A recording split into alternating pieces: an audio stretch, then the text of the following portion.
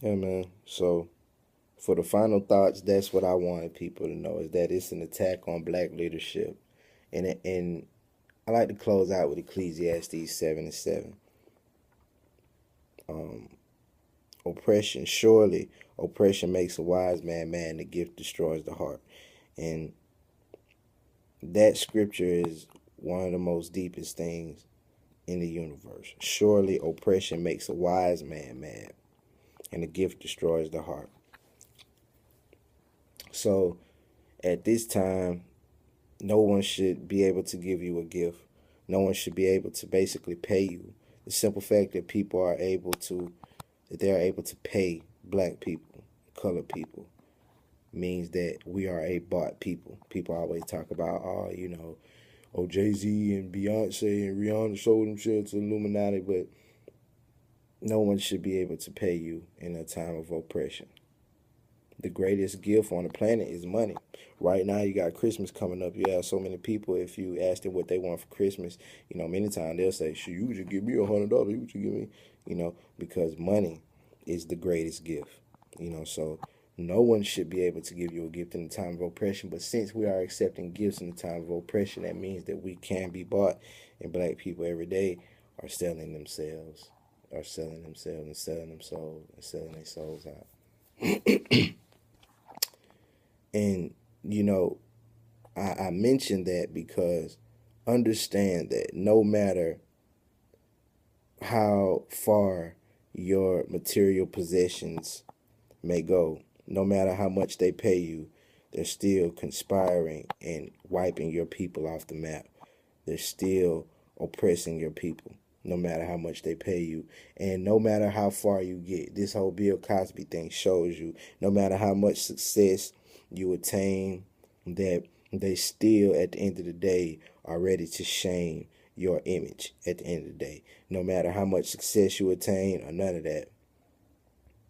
And that's what it all stands for. Just like Will Smith. People don't know Will Smith's first real his true breakout role literally was his homosexual role in 6 Degrees of Separation, his first real movie. A lot of people would think that his first big movie was Independence Day.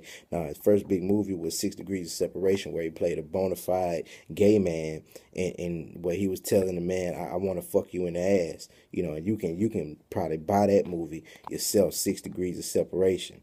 And this is a movie where Will Smith played a bona fide gay man, a serious bona fide gay man, and you wonder why his children are going through such a time, and why you see such just disarray amongst his children, and people wonder like, man, what's wrong with them kids? Because it's the shit that he chose, and that's the way that they set us up so they can shame us no matter the success that we obtain in Western culture. When you feed into Western culture, that is the forbidden fruit. That is the forbidden fruit. That's the metaphor of Adam and Eve, because us being the original people. Do you know what black women would do if Beyonce said anything about injustice to black men?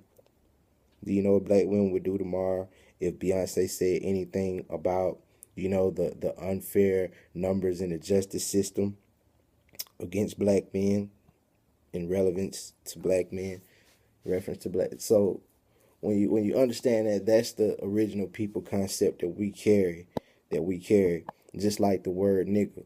Right now at this time, you have so many people that have an issue with the word nigga, but the rest of the world is saying it and sagging its pants. Never in human history was sagging pants a fashion statement until black people started doing it. That is the original people concept in the fall of man concept type, because the things that we feed into are going to trickle down into the world.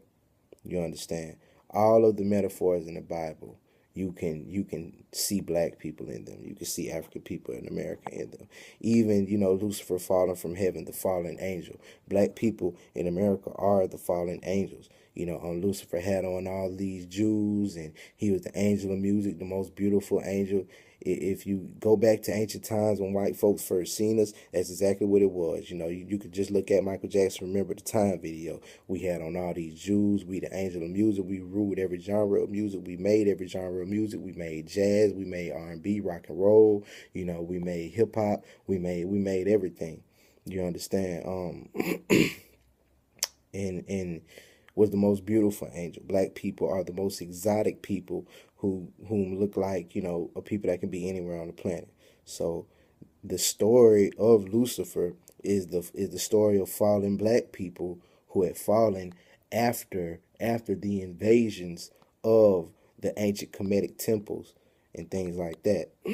That is us. And even in the movie 12 Years a Slave, they told you when the slave master found out that Platt could read or write, he found him at night and he said, the devil done come among my camp. He said, I hear one of my niggas can read or write. And he said, the devil done come among my camp. So basically in 12 Years a Slave, they were letting you know that an intelligent black man is the devil to them. And that's just black history in a can, man. You know, illegal, evil, satanic, all of those are synonymous. All of those are synonymous in American culture to them. So whatever was beyond their comprehension was evil to them, and it was scary to them, and it scared them. That's why they shot off the noses of the temples and the monuments they seen, because it was scary to them. And you know, when they first seen us, they said, "Oh, you know, that's voodoo."